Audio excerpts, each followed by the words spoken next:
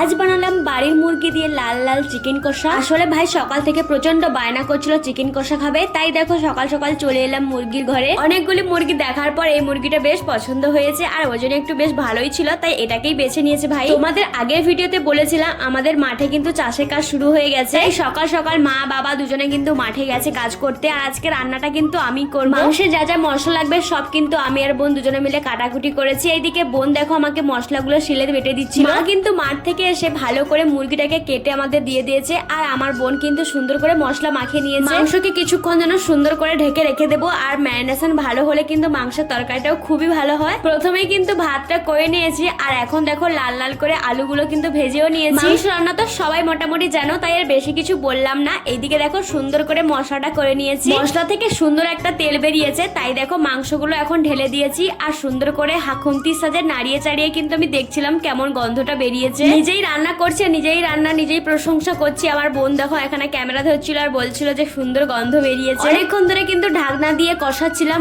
আর দেখো এখনই কিন্তু সুন্দর একটা তেল বেরিয়ে গেছে। এদিকে আমরা সবাই ছটফট করছিলাম কখন কষা মাংস খাবো, তাই তাড়াতাড়ি করে কড়াই থেকে কিছুটা মাংস তুলে নিয়েছি। আমি তো একদিকে রান্না করছি আর একদিকে দেখো ঝমঝমিয়ে বৃষ্টি এসছে, আর এখনই কিন্তু কষা মাংসটা খেতে বেশ মন চাই। একেবারে উপযুক্ত সময় বর্ষা হচ্ছে, আর আমি দেখো বসে বসে এখন চিকেন কষা খাচ্ছি। খেতে তো বেশি ভালো হয়েছিল, মাংস ভালো করে কষানো হয়ে গেছিল, তাই দেখো জল দিয়ে দিয়েছি আর টকবক করে কি সুন্দর ফুটছিল, আর কালারটা কিন্তু সুন্দর এসছে। নামানোর আগে কিন্তু গরম মশলা বাটা দিয়েছি, তারপর কিন্তু নামিয়ে নিয়েছি। আচ্ছা তোমাদের দেখে কি মনে হচ্ছে চিকেন কষাটা কেমন হবে? বাইরে হচ্ছে অঝরে বৃষ্টি, এই সময় গরম গরম ভাতে চিকেন কষা দিয়ে খেতে উফ দারুণ লাগে। তোমরা কারা কারা খেতে চাও তাড়াতাড়ি চলে আসো। আজ তবে আসি, কাল আবার দেখা হবে।